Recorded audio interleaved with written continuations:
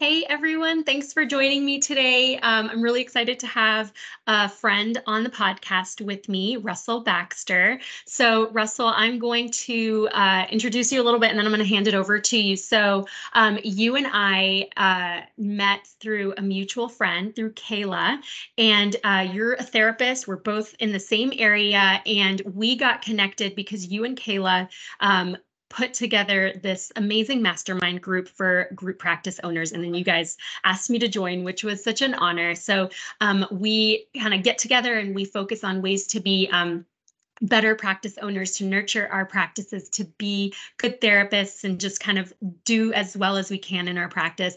And so I really love that. I love that you and I have connected on that. And then, so I have to say, part of why I'm really excited about you being on with me today is that you are a rare breed. You're a man that is on this podcast. We don't have many of those. I only had one before you, and it was my cousin. And I actually haven't had a lot of luck finding guys to hop on this conversation with me. So you're going to have to help me find more. But one thing I'm really excited about with you and I, we have a lot that we can talk about just as being therapists, but you and I both actually focus a lot on working with couples, and you have even more of a focus, I think, than I do, because you have, you've done the hard work. You've even written a book about it. And the thing that you teach, and I'm gonna have you talk about a little bit more, but what you teach couples is such a basic foundation to every marriage. Every couple needs to learn this and work through this in their marriage. So we're going to talk about it today. And you and I actually already planned our next episode because we already know what we want to talk about next, because you have so much gold to offer. But I'm going to hand it over to you. I'm going to stop talking. I'm going to, if you'll just tell us a little bit about yourself, your practice, what you do with couples, your book, and then we'll hop in. Yeah, thanks for having me on. I have actually been a licensed counselor for about 12 years, and I do have a group practice in Colleyville, and we have about 6 of us now. We just brought on a nurse practitioner, so that's a big step for us, and I'm very excited to see what that holds for us this year. And yeah, I love couples, and mostly I love working with couples with marriage and money, and being able to help them learn to talk about and manage money together as a tool for developing intimacy. And a lot of them get so uncomfortable and so contentious when we talk about this, because it is a very activating topic. And I find that interesting because it is a very common topic. All of us manage money, all of us work with money, all of us spend money, and yet nobody talks about it. In fact, there's so many social taboos that are around money in our society, and so we're all left kind of isolated and atomized in our own homes, trying to figure out if we're doing it right. And I find that even in our own homes, we can become atomized and not talk to our own spouses. And so that I really want to help couples work together to become teams and intimate in this, and using money as a tool to create that intimacy. And it really basically is just a part of piggybacking off the story of me and my wife, and how when we first got married, we had $45,000 in debt, and we worked together over an entire year to pay all of that off aggressively. And it really laid a good, firm foundation for us early in our marriage to be able to work together. And now we consider ourselves a really great team. And yeah, and so my book, Sharing Your Heart, Sharing Your Treasure, is basically about the idea that if you can align where you put your treasure, you can align where you put your heart. And that's kind of what everybody wants in their relationships.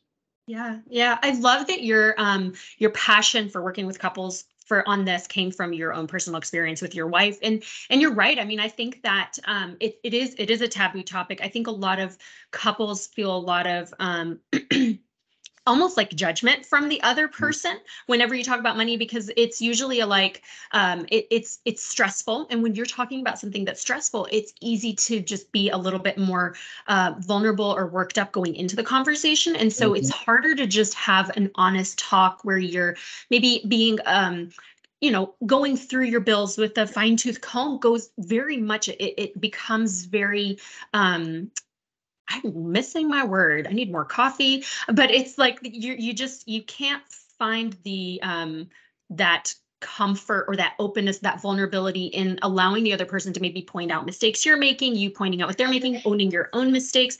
So when you first started working with couples on this, how did this become your niche? Was it something that you set out to do, or you just found yourself really working with couples and loving it? Oh, that's a great question. I actually started out doing it's a lot like Dave Ramsey's financial peace class, but it was for a church, Gateway Church here in the Metroplex, and so I was a teacher and a table leader there. And basically, your first goal is to get people to find common ground in identifying the problems, seeing where their money's going wrong. And so we spend an entire month tracking expenses and seeing where there's waste. And there's no judgment, there's no actions, there's no anything. We're just gathering data, because I mean, I'm sure you wouldn't be surprised that most people have no idea where their money's going, and um, they just are feeling like powerless. And so they don't know. They wake up at the end of the month, and they go, I have no idea where I spent all my money.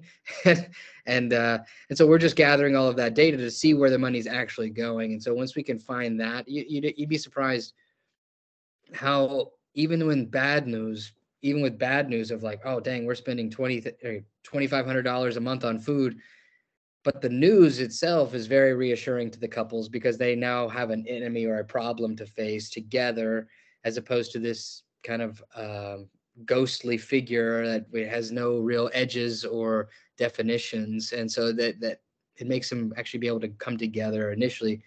So after I started doing the table leaders, then I was asked to kind of teach this. And so I created the 7-week program, basically working through the steps of my book, where we start identifying what type of household we are.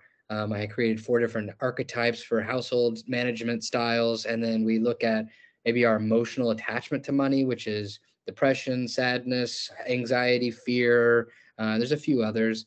And then I created a framework for each couple to be able to start building a plan to manage their money. Because as you pointed out, most people stay in the emotion of money and they don't get into the objective numbers or facts of managing the money. And that's what makes it very uh, unproductive as a conversation, because we're not actually talking about the problem, and we're not actually talking about reality. We're talking about how we're feeling about reality. Mhm. That makes Yeah. sense? Yeah, absolutely. Absolutely. And I love I love that starting point. It's that baseline of let's just see what we're working with, because you're right. It is this phantom problem of like, where's our money? We're struggling financially, but I do find, and I think this is maybe indicative of a larger problem, which is that we as human beings, I think, tend to focus on the struggle without pinpointing what the details of the struggle. It's this like, oh my gosh, I'm unhappy, I'm not sleeping, I'm struggling with this, my kids are driving me crazy. But then there's not, it's hard for people, and I don't think it's a lack of desire. I think fear and anxiety and the worry that we're going to uncover this bigger issue, it keeps people Mhm. from really digging into where is the root of this. And I think it's not until we understand the root that we can then create a solution. And so what you did is that you broke it down and you said, okay, we're going to have to look at the numbers. It's Mhm. uncomfortable and you might feel a little embarrassed, but we're not here to judge you. We're just here to really help you lay this out and figure out where do we want it, like what is the issue, so that I can help you get to the Yeah. next step. So how does that usually go? That very first step of let's look at the numbers. Do you find that that starts the stress or the tension between couples right off the bat? Well, it does bring a lot of stuff to the surface, because especially if there's one partner who is the problematic spender, or who is not more free spirited and doesn't really want to track anything, it really holds their feet to the fire, and it brings a lot of the resentment from the other partner to the surface. And so then they start to go, see, this is what I've been saying for however many years. And we have to kind of quiet that, because we don't want to shut down the other person. And so um, we have to applaud their willingness to come to the table, and we have to applaud their willingness to be trying. And yeah, it can be very contentious, because there's a lot of shame. And there's a lot of shame because there's a common societal assumption that since you're over the age of 18, you should know how to manage money properly. Mhm. And I couldn't think of a more ridiculous idea, considering nobody's taught personal finance in school. Nobody is taught any of this stuff in society. The only way you would ever learn this is either personal reading or your parents, Yeah. and now maybe YouTube, Yeah, maybe um, if you go looking for it. and so it's kind of silly. We're all just kind of trying to make it, which isn't great. Yeah.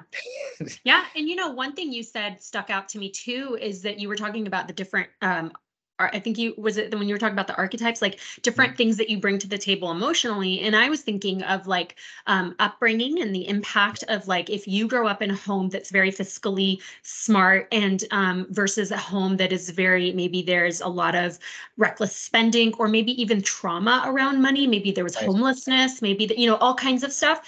Yeah. And so you are trying to teach people how to manage money, but and this is where the difference comes between like a financial advisor and a therapist, Yeah. because you have the best of both worlds, right? Like you understand the basics of money management, but you're also Mhm. trying to come at it from a perspective of therapy, of understanding emotions and behavior attached to emotions. And Absolutely. that's where a lot of people are like, if they go to a financial advisor, they can walk away feeling even more overwhelmed because they're like, I'm supposed to be doing all of this stuff, but I have all these internal things that I don't even understand. And now I feel even worse about myself, more shame because it should be so easy. They've laid it out for me, but I cannot get myself there. So how do you manage the basics of the money management teaching Mhm. with handling all the emotional stuff attached to it? Well, I think the first part is just kind of helping people find the language to communicate a lot of that. Well, your point earlier about ambiguity or people hiding behind vague language and vague problems, it really allows them to kind of just say, I don't like the way I feel, but then not go any further. And so that's kind of where we start. And it's really easy to look at the people who are being very irresponsible with money and go, oh, let's look at them because they're the ones not managing money well. But the ones that I really love are the people who are too responsible with money. Yeah. Excuse me. And they are so afraid to spend money and spend even though they have lots of it, and they have this terrible scarcity mindset of uh, it could all fall apart tomorrow. And so we kind of dive into that, and we kind of look at that, and not just let them skate by with, well, I'm doing what I'm supposed to, Mhm. because then there's also a part where you're supposed to enjoy your money, and financial advisors aren't going to ask you that. They're not going to dive into that.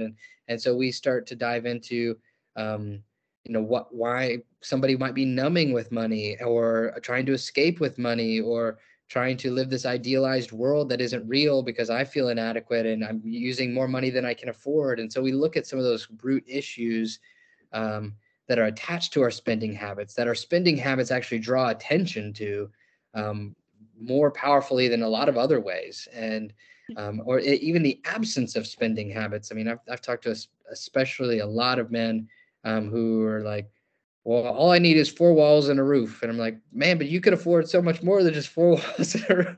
Like you have the ability to do more while with staying within your means. And we talk about their fear and their anxiety attached to not having enough or not being a good provider or not being able to support their wife or any of those things. And it just is a kind of like a gateway into this deeper subjects for them. Yeah. Yeah. And I think typically when we say, oh, couples struggling with money need to really figure out how to control their spending. But to your point, a lot of it is the other. I've worked with couples where there is an excess, but there's a Mhm, lot of control around money. mhm, And that creates a very uh I mean, I've had people say my spouse is financially abusive in the sense of controlling, right? Where they don't let me spend anything and I'm very limited and there's a lot of shame and criticism, judgment around that.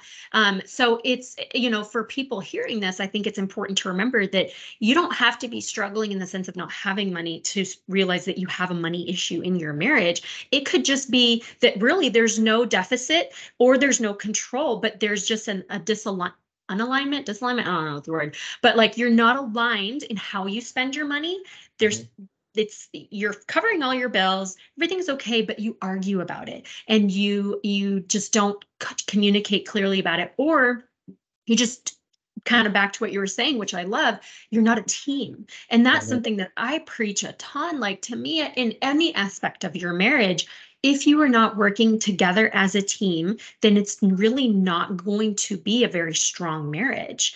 Right. So I don't really know where I was going with that, other than like, there's so many different aspects of financial Mhm. marital struggle. Yeah, well, and that's kind of what you're pointing out too, is that people will often stay in these subjective realms of uh, the way they feel about money, and so like, I feel like we can't afford it, or I feel like we shouldn't be doing this, or I feel like it's not okay, and I ask them that all the time. I say, well, it's not really about any of those things. It's about whether or not you can, you either can or can't afford it. You either have the money or you don't have the money. It either is a priority for you or it is not a priority for you. And it can be very objective and black and white when you really look at it. The problem is that nobody has anything objective to ground themselves to. So one example of this is, I often tell the bottom of my, like, the first step in this process of creating a team is to look at your dreams and your priorities. What are the things that are the most important to you with regards to money? Do you want to be generous? Do you want to spend your last dollar on the day you die? Do you want to leave a legacy? Do you want to pay for your kids' college? What you want to have a paid for house? Like, there are any number of different things that we can do with money, and there is no wrong answer, and it's just because it's whatever you want to do with your life and your money. But the point is that the two of you need to agree on those things, and then once you agree on those things and you say, I want to have a paid for house by the time I'm 45, right? Well, that's a very ambitious goal. Then we need to create a plan to do that, which requires us to either buy a home we can afford or pay aggressively on our mortgage, um, which then in turn informs our budget, which in turn informs whether or not we can actually afford to buy this new car, right? And so many people don't even have any of those grounded priorities and ideas, that when they just come to the table and say, well, I want to buy this car, we have the money, let's do it. We don't consider the opportunity cost. We don't consider the delayed gratification of goals that we might set 20 years from now. We don't consider any of those things. We just see, I have money, let's spend it. And that's where it makes people uncomfortable emotionally, but they have no ground to fight back or to push back on these ideas, because we've never agreed on anything. The money does exist, that's true. Why Mhm. shouldn't they spend it, if and we have no valid reason not to spend it, because we haven't agreed on any of these priorities. And then the only thing to tell us that we made the wrong choice is buyer's remorse, or you know 10 years down the line when we go, I hate that we're in this situation, we should have thought of this. And then Yeah. there's shame and embarrassment, and we ever never fix this, right? Does Yeah, it make yeah, sense? Yeah. absolutely. And it takes me back to one of the first things you said, which is that people are not you find within couples that they're one of the least likely topic they are to discuss is money. Mhm. And the reason that popped up in my head is because when you look at any aspect of marriage, whether we're talking about communication, parenting, conflict, anything, there is no one way, there's no one right answer, one size fits all. But we tend to I think people put that in one category of like, oh, that's just marriage. And, everyone has to work on that. But when it comes to money, there's more rigidity and there's no, we have to do this one way or we're doing it wrong. But it's not that way. It falls under that same category of what matches your values, your core values in your marriage. Your neighbor might prioritize fancy cars and you might have zero desire to have a fancy car, but you want to go on vacation. So the Yeah. way that you budget, the way that you prioritize saving is going to have to come down to what you value. But then, and this is where you're going to have to kind of walk us through this, when you're not aligned with your spouse, it just like everything else, if we don't parent the same, if we don't handle our communication the same, then we have to address that. But money is that one thing that you can actually measure. Can't measure communication as easily, can't measure parenting as easily, but we sure can measure the money in our bank. So Mhm. what are some of the tips that you would give a couple that is really not on the same page about their values and where they want to spend? But we got to find some common ground. How do you start? And we're not going to give all the way the tricks because people need to read your very cool book. But some of the basics, where would you start? Well, I think, well, I mean, this is working with couples too, I mean, a good place to always start is just trying to find some common ground. I mean, I can't imagine people would be married for 2 days if they don't have some common ground and there's not something that they share an interest in. I think that a lot of that exercise though really shows the uh, how long it's been since we dreamed together and actually sat down and had bold and courageous ideas that come from our heart, that we can work together towards. And so I think that's the first place. It's just kind of, I don't know about vision boarding or any of that kind of stuff, but really just putting ideas on a piece of paper and saying like, we can have both of these things. We can, there's not a rule that says that you have to have two dreams and I can only have one. Like we can try to find to have both. And in fact, I find that in marriage, it's actually really satisfying to try to make your spouse's dreams come true as much as your own. In fact, I find it's probably more satisfying. And so when you are able to do that and kind of come to say, I didn't even know you like that. When you sit down at the table, it's like, I didn't know that was something you had a dream to do. I didn't know that was on your bucket list. I didn't know that was important to you. That happens more times than not. I think the thing that keeps people the most stuck in marriage, in whatever topic, is mostly assumptions. Assuming the other person is going to react a certain way, assuming they're already thinking a certain way, assuming that they have a certain position that we've never even discussed. Mm-hmm. And so I especially in my practice, I always say, I would rather have more communication than less. I would rather you state the obvious twice than never say it at all. I would rather be overt as much as you can, especially as we're retuning our trust and our assumptions about each other.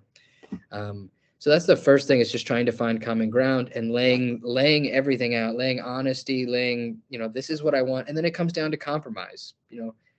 I can't have 100% of my things, but I really probably don't need 100%.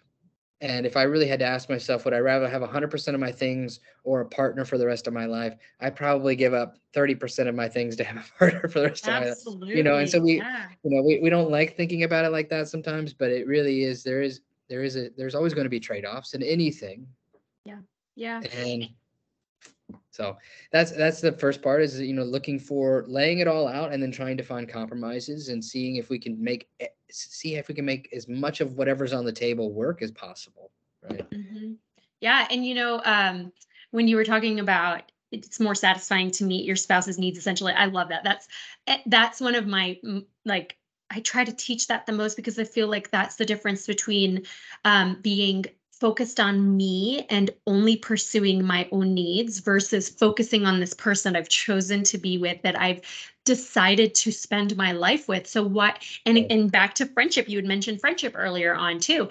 I'm big on your friendship needs to be with your spouse. Like, you have to have a friendship at the root of that, because there's respect that comes with friendship. There's a desire to please, a desire to pick up the phone and say, oh my gosh, guess what happened today? Like, and then that goes down to money, because I think that part of meeting your spouse's need financially is having that compassion about maybe why they're struggling. If I can choose to judge you for your struggle, or to really try to understand and support you for your struggle, I may not be able to relate to it. I may not have been raised that way. I may not, have the same anxiety around money that you have, but I care about you and I'm listening to you and I'm trying to understand, and I have compassion and love for you. Therefore, I'm going to try to meet you. What can I do? How do I help you? How do I support you? Not, well, you need to figure this out and you're like all that negativity. And then, but that's so much harder when you add real life stress to it, right? And so what you and I do in our practice, in our work with clients, is it's not a like, meet with me for 3 sessions and I'll solve. No, like we got to dig deep. Like, let's bring all of this stuff out. You're coming to me with a financial problem, but I heard you tell me about your marriage, and I have so many questions about all these other things that very clearly are going to contribute to why you struggle with money. And so what you and I try to teach people is like, you can't see your problem in a vacuum. We have to understand what are the other aspects of your life that have brought you to this place. And so you do that. It's a process when you work with your couples too. Yeah, I think there's a lot of that grace that you're talking about, of not assuming that the other person should already know this, really taking their past into consideration, absolutely past with consideration of the, how, did their parents manage money well? Did they teach them anything about money? Um, and, but that also puts the onus on the other partner to say, yes, I didn't get taught about money, and that is a shame, but I want to learn, Yeah. and not just say, well, this is who I am. That's one of those few pitfalls that I see in marriages. Well, you knew who I was when you married me. Yeah. This is just who I am. Why don't you love me for who I am? And it's a classic cop out for, and because marriage is one of the most dynamic mechanisms for change ever invented. And so the idea that we're not supposed to come to the table and be willing to change or learn from our spouse is Yeah. silly. And so, we kind of look at that and we say, uh, what's the environment that's going to be best enable change? And that's the part where we look at watering what we want to see grow, see the best in our spouse, see incremental change, not just overnight change. People do not just all of a sudden become better, amazing people overnight. You have to look for the victories. And that's kind of what enables maybe the, I guess, more financially illiterate spouse to persevere and keep going. And especially for men, I said a very idealistic point earlier about, it's so nice to take care of your spouse and to take care of her priorities. But for a lot of men, they feel like, um, well, every time I try to do that, I fail, or she has some kind of comment about it, or, I didn't quite reach the mark. So why even bother? Right. And a lot of women don't understand that most men don't like playing games they can't win. And so then they just take their ball and go home, and then they Yeah. shut down, and it creates this whole cycle of, she doesn't care about me, because if she did care about me, she'd respect me and encourage me. And then the wife thinks, well, he cared about me, he would be doing X, Y, and Z like I asked him to. And it's just, Yeah. and then I call the drift begins, and Hmm. over Hmm. years and years of time. Uh, and money is a great place to kind of bring that back to the table. Yeah. Yeah, man, you opened up we could go down that road. There's so much there because I think that that also comes down to love languages and how Mhm. we show and and pride, right? Like it's so hard, especially if you are the kind of person that has this need to fix and resolve things, but you might be part of the problem, then it's very difficult to admit your faults. It's hard to say that, well, I'm not actually doing a good job in taking care of my partner, my spouse. And so that's a whole thing. But one thing that you said that was throwing off all my little bells is the and this goes back to that friendship and that vulnerability Mhm. is to really come to the table and find a solution. I have to be able to lay out my mistakes. So Mhm. if I'm the person that is really irresponsible with money, or I have a lot of just like you said, financially illiterate, I'm going to have to be able to come and say, okay, I spent too much money here, and I don't pay attention. You've asked me to watch the budget, and I don't. And that you can only do if you trust that your spouse isn't going to throw that in your face. And if there's going to be that grace and there's going to be that support. Yeah. So then we kind of go back to what you and I are saying. We're not jumping into this big issue first. We're going to like, what does support look like in your marriage? How do you support each other through tough things? Because we need to understand and lay the groundwork for support before we can talk about your most vulnerable struggles in your marriage. Right. And that's again difference between financial advisor and therapist is, I mean, you need both, but yeah, like I need to admit my mistake Mhm. to resolve this with my Well, and partner. to your point earlier about the objectivity, so money provides us a very objective framework to be able to see this is an objective wrong. That one of the hard things in marriage is that there's very few, outside of infidelity or lying. There's very few objective wrongs. There's more subjective uh, infractions. That I didn't like what you did, but it's Hurt not my like feelings. it's not a Mhm. part of the 10 commandments, so it doesn't make. And so, Yeah. but this actually, like, I said I would spend this and I spent this, and that's actually wrong. And so it gives us a great framework to train people in ownership and train people in recognizing their flaws with no qualifiers at the end. That's one of the big things that people do wrong, is they'll say, yes, I did that, comma, however, Yep. or he did such and such too, as opposed to just a period, a nice solid period at the end. I spent too much money. I'm sorry, period. Yep. Love it. End of story. And then after we put a nice bow on that and we've owned that and we've said, I recognize this, and here's actually some steps I want to take, wrapped it up, it's done. Now we can move on to the next thing, right? And that's something I say in the book about, I call them constructive arguments. Arguments are great. Arguments are necessary. They are a opportunity for learning. But I call them constructive arguments because I actually want to have learned something at the end and not just beat each other up. And so one of those core things is keeping the main thing the main thing. So if I start with an issue, you went to Target and spent $200. You said you're only going there to spend 15.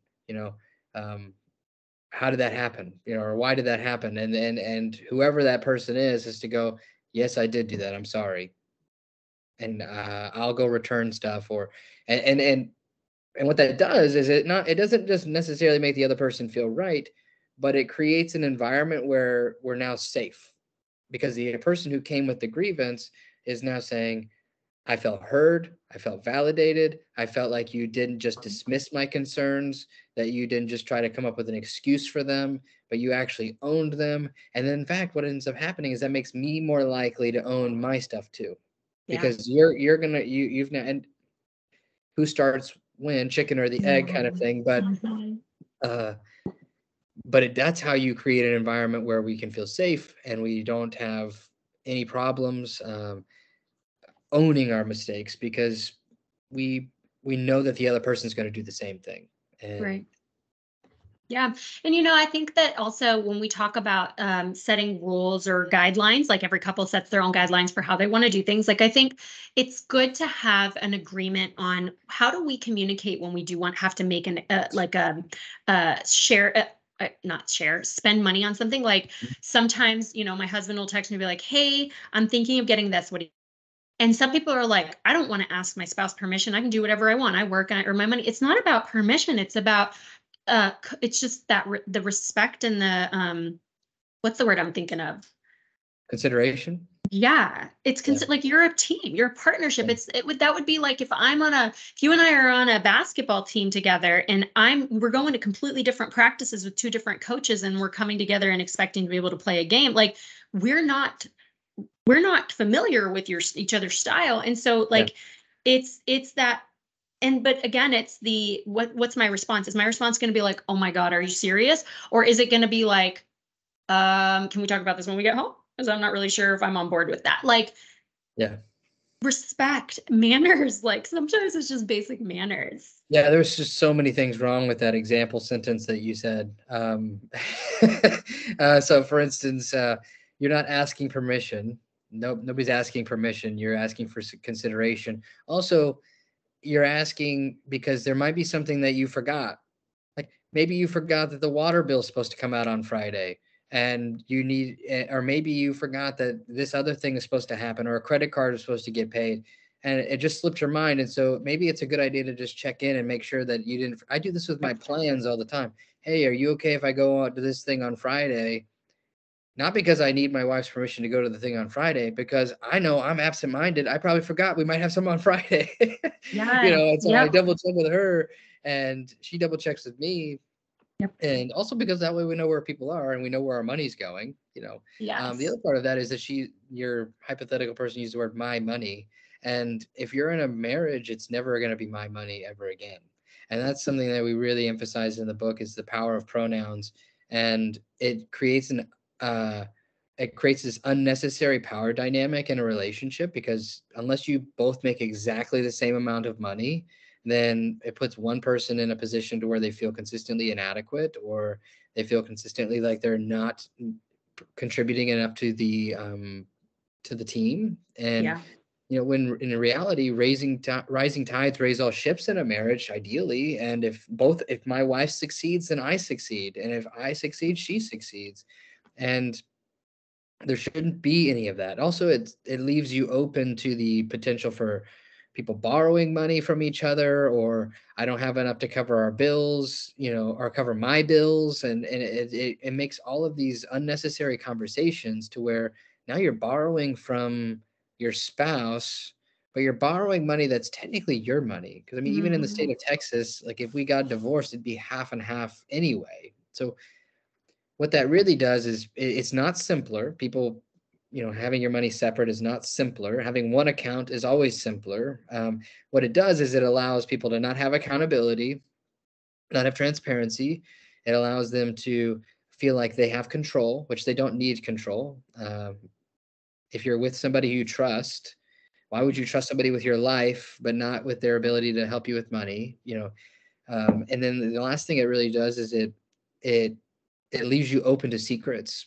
I tell people all the time, it's very hard to have an affair without money. And uh, and Yeah. so having complete transparency and accountability, it's just a stopgap. You may say, well, I'm never going to have an affair. That's crazy. But it doesn't even allow you to have the option to, right? Yeah.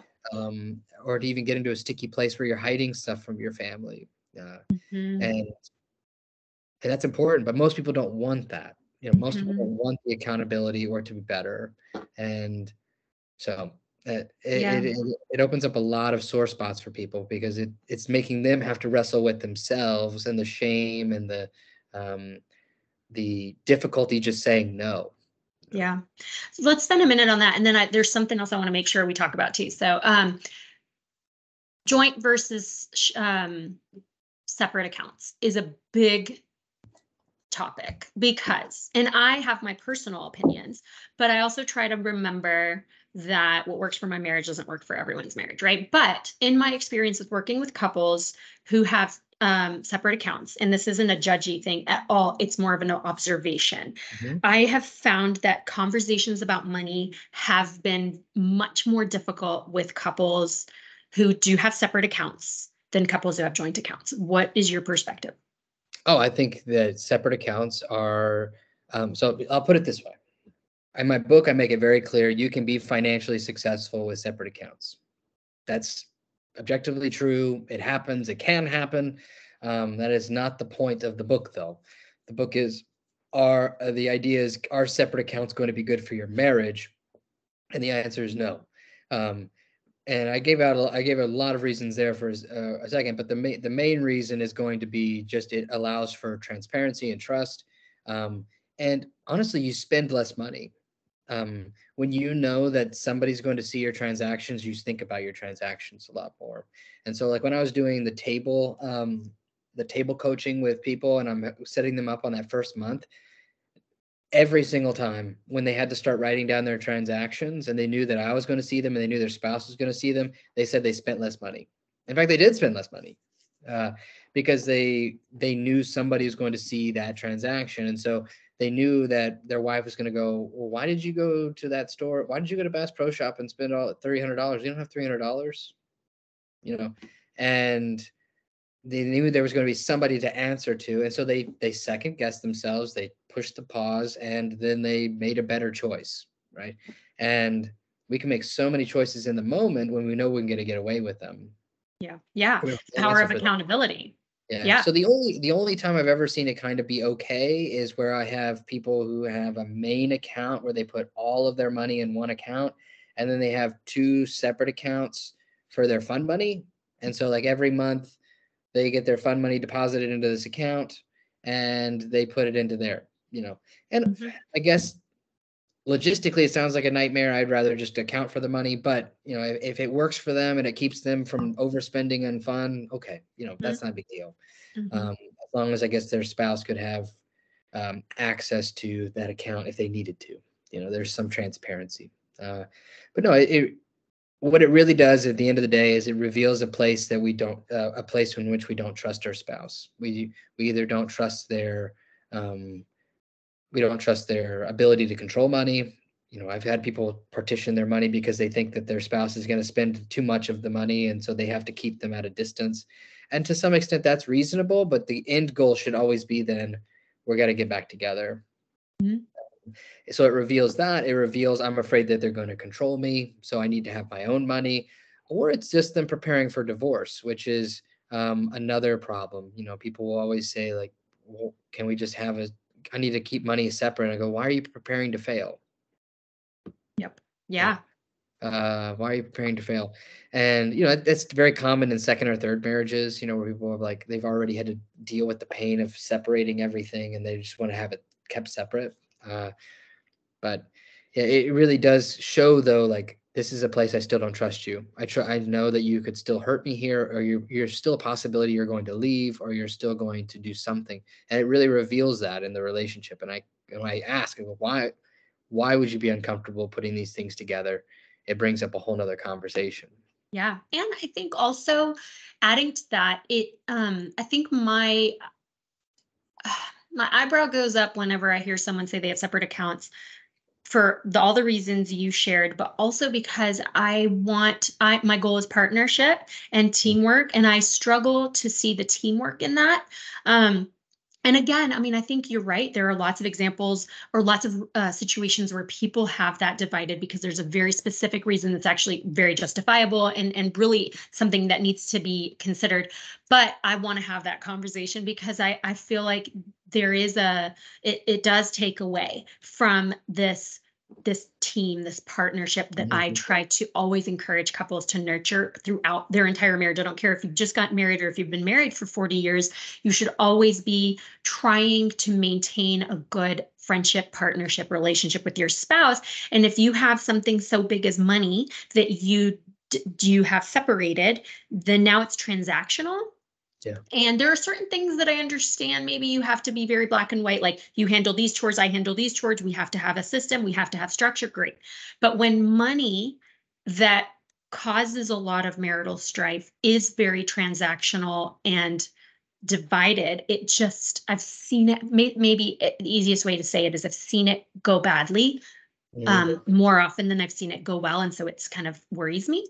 But okay, I'm going to take us down a different path. So I find that a lot of the money issue that people have is because of a lack of the pre-conversation before a change in life happens, right? Let's talk about buying a house, having a child, going on a trip. We didn't talk about how this was going to change our finances. Maybe someone deciding to stay home with the kids instead of working. There is a lot of general, yeah, we're so excited. Of course, we're going to figure this out. Like when we get there, when we have this kid, absolutely, I'll stay home. I won't spend as much. You'll go to work. And then when that comes and there's a lot of tension, it's like, well, we didn't talk about the fact that I need to go out and buy myself some clothes, or I want to go out with my friends. And now I have no money. I don't work. You're the only one that works. We haven't decided if this is still our money or if it's so I'm big on how's this going to look when this thing happens? How is this going to affect your finances? And there's a limited conversation that happens around that. So I'm throwing that one back to you. Yeah, well, I think that that's a very big topic, but it is really it has a lot to do with optimism. Most people are only looking at today, and they don't look very far into the future. They don't plan for emergencies. They don't assume things are going to go wrong, and if they do, they can rely on credit cards. And um, most people just continue to believe that things are going to go the way they go, and they don't. I mean, even 65% of America pre-COVID, this is before COVID, didn't have even $500 for an emergency. And I don't think that's just because of income. That's because most of us consume more than we make, and because we assume it's just going to keep coming. But you're completely right. I think there's a really great saying that I love, and it is that poor people ask how much per month, rich people ask how much. And it really just shows you the perspective of looking at, can I afford this every month? Yeah, maybe, but that's assuming that I get my bonuses or I get my overtime or that I don't get sick. And so they tend to want to walk this line. They're trying to have their cake and eat it too. And the other part of that is that they don't go into the details. They go into the generalizations that if, oh yeah, we'll be fine. We have about $2,000 to work with. So if we had the, as opposed to looking at like, well, how much is that's another big fallacy is like most people grossly underestimate how much anything's going to cost. Any plan, program, trip, expenditure, baby, and anything. And it's a commonly notated bias that we have. That even governments do it more famously, and so and so we have three major problems, right? We don't go into the details. We assume things are going to work out. There's an overabundance of optimism, and then we don't properly estimate the costs of things when we project. I typically estimate now, knowing this about myself, I'll try to estimate at least another 50%. Or if I'm trying to forecast for my business, I'll assume that I'm going to be 50% wrong. And if I'm not comfortable with being 50% wrong, then I will probably adjust my estimates, because I don't. It leaves, if I'm right, great. I just made twice more than I need. But if I'm wrong, I'm comfortable, right? Mm-hmm. And most people don't do that. Because most people want to have their cake and eat it too, or they are impatient and they want to have it fast, and so they don't want to build. They want to go now, and mm-hmm. so, or they're trying to keep up with the Joneses, or they feel like because I'm 42, I should be at this stage of my life, and so that means I need this thing, and so let's just do it, and we'll make it happen. I'll figure it out later. And then they end up getting mad at each other because neither one of them want to go, yeah, this is my fault. Absolutely. And I think and I think what you were saying too, when you said people underestimate something, how much something's going to cost, you were trying to say, baby is one of the most expensive things that will come into your life. And I have found in my work with couples, and I think you probably will have found the same, that that creates a whole new dynamic with couples, that having a kid is stressful enough, adding a kid to your life is stressful enough. And then when you add in that you are not financially prepared and can't maintain it while living the same life that you had before, or having the same flexibilities, it then not only puts pressure on your bank account, pressure on your marriage, puts pressure on the team and the friendship and all of it. And here's the thing: is there is one thing, like if you want to sacrifice for something big or great or awesome, like if you want to make an amazing Disney trip, and you tell your kids and you say, we're going to go to Disney, but we're going to eat at home for the next 4 months so that we can do this. Most people don't do that. They put it on a credit card, and then they don't want to sacrifice later.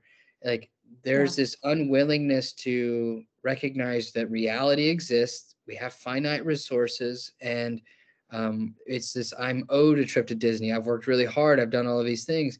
And it just doesn't work that way. In fact, I found that the trip to Disney is actually more satisfying when we do the eating at home for 4 months. It's actually becomes something that my kids and I have earned. We've done this together.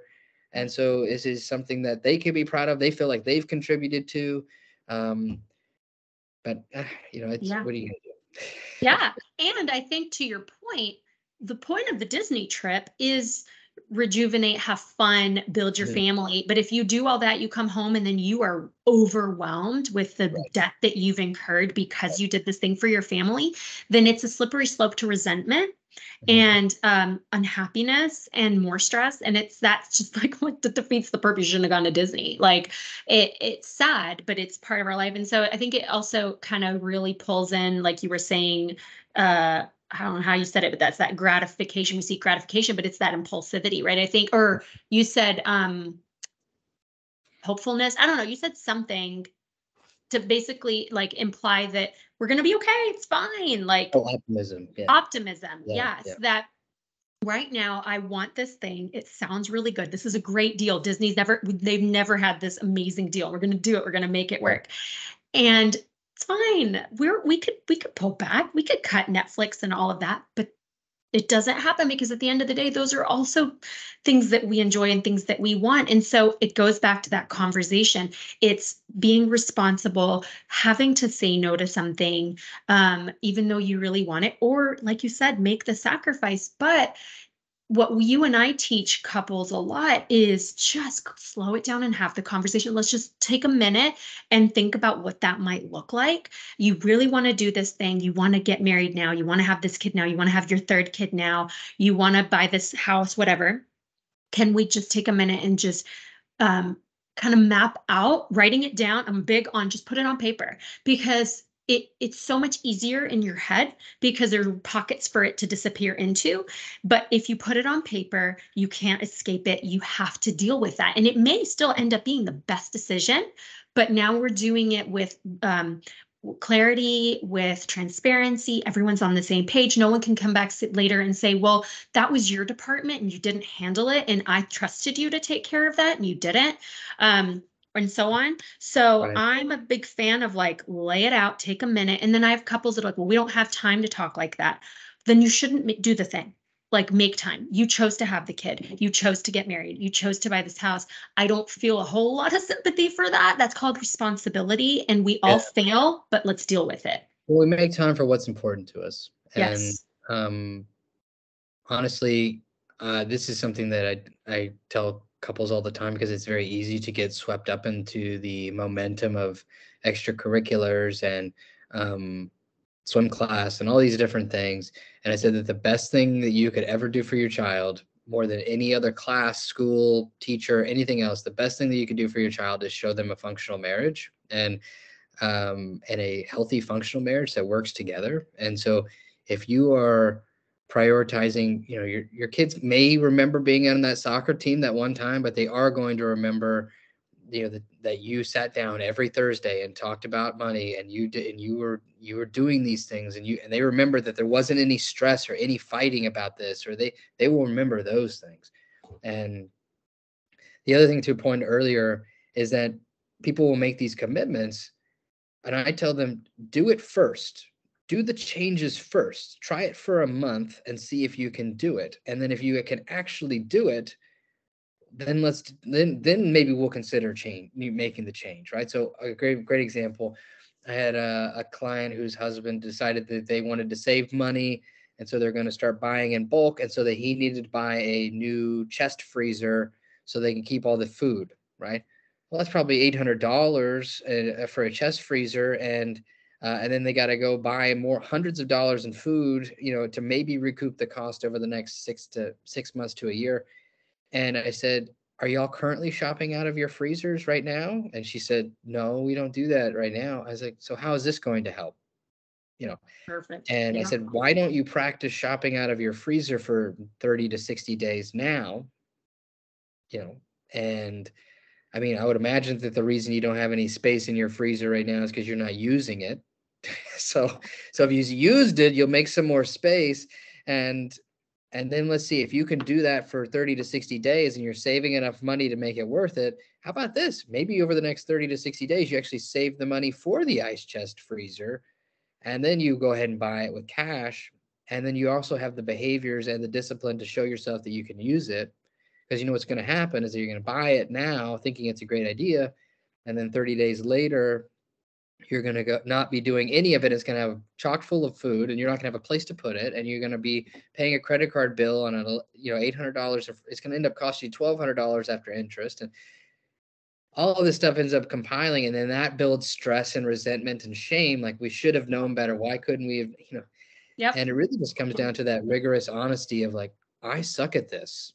Like this, why would I expect myself to be good at this right now? I have never done this before, Yep. So, Yeah. Which is why talking it out with someone that's not emotionally involved is so helpful. And that's why people, I always tell, and even if I'm looking at Facebook and I'm, in a group of moms locally or whatever, and someone will be like, how do you know when it's like, I'm like, go get an outside perspective. If you are struggling with something, go get an outside perspective, because all of us, I mean, I'm a therapist, you're a therapist, we do this for a living, but when we struggle, we go find an outside perspective, because we are not uh insulated from that. We can't see through our own emotional attachment to things or our own emotional decisions. Like we need that expert support.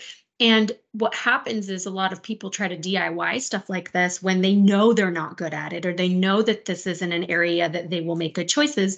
And then it ends up leading to more problems where it's like if you had just gone and gotten the support that you needed, whether it's your marriage, your parenting, your money, or whatever, you would get yourself on that right path and everything would just like it's not perfect, but you're on a better path than just trying to kind of ground through it. So have to wrap us up. I No know, problem. mindful of your time, my time, but real quick before we do, I have your book right here in all its beauty and glory. We want people to read this. I'm telling you guys, there is so much gold in this. Whether you're struggling financially or not, it's kind of like with anything. We want to sharpen Mhm. the things that we're not good at, and we want to improve the things that we are good at but want to be better at. So I think that we, like you said, it's the most dynamic opportunity for change, right? Your marriage. We should always be striving to do better, be stronger. So I want to tell us where people can, first of all, find your book, and then tell us just a little bit more about your practice and this new nurse practitioner. Because for all the local Texas people listening to this, like I can't tell you, as a therapist, I'm going to take advantage of what you just created and send a whole bunch of clients your way. So you've Mhm. just done something to support me in my practice. But tell us about both of those things, please. So they can obviously they can find my book on Amazon. I think you're gonna have the link below. Yes. And it's sharing your heart, sharing your treasure. But you got to put the whole title and my name, or Amazon won't find it for you. And yeah, my practice is called Foundations Counseling. We're in Colleyville. We just brought on Ashley Bennett. She's a psychiatric nurse practitioner. She does medication management. She works a lot with ages 12 to 65. She does assessments for ADHD and working with young teens and adults with ADHD.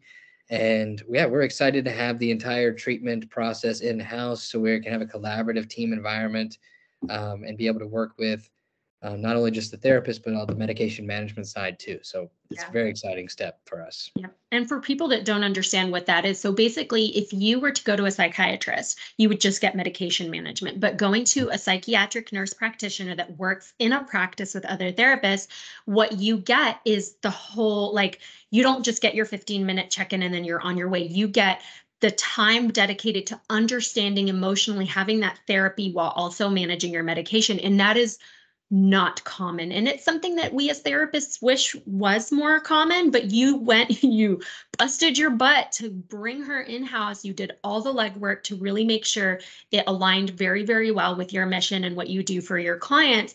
And like I was saying, that opens all of us, your whole network, to be able to send, because we don't have a lot of referrals for Yeah. clients to get medication management while getting what they need therapeutically. So I'm so Absolutely. Well, and in thankful. a place where you can trust that it's going to be quality. Like we're not going to be running people through quickly. I really want her to take her time and not just, okay, how are you doing? Okay, see you later. Here's the Yep. script. And and so we're really going to take our time and do quality care, but also that we're going to get to work in conjunction with her. And so she has an army of therapists who she can ask if she gets stuck on something, and we can ask how this is going to work with our clients. And so Yep. very excited for that collaboration. Yeah, and it's in person and virtual too, which is fantastic for Yes. other people who are not in Colleyville. Like I'm 30 something, my office is 30 something minutes from you, but you better believe I'm going to be handing out all her information. But Russell, thank you so much. This was so fun. So you and I have another topic that we're going to discuss. So we'll give a little teaser. You have also done a lot of research and you speak publicly about adolescence and the internet, social media, and the struggle, correct? Walk us Yeah. through really quick. Give a teaser for us. Yeah, technology and mental health is basically my talk, and it's a pretty intensive talk on basically how do we find a balanced relationship with technology. It's an inevitability. We're going to use it. We're using it right now. But how do we adapt slowly to technology as opposed to just immersing ourselves in it? And just the one little tidbit would be, basically if you can make a habit of treating technology like candy, um, and not just like a regular meal. You see it as something that you use sparingly for entertainment, but then you find other things that are more meaningful and soulful, that actually fill you up and challenge you, that's going to be what we're looking for. So Yeah. So you and I are going to plan our episode on that. And you are actually speaking at, tell us about where you're speaking about it here the real soon. Adolescent Symposium is in February 14th and 15th. Yeah. Yeah. So I'll be speaking. I'll do the whole talk on that at that event. So. Awesome. I love it. Okay. Thank you so much. To be continued, and I'll share all your links, the book, everything on the show notes, and then I'll see you soon. Awesome. Thank you. Okay. Thanks. Bye.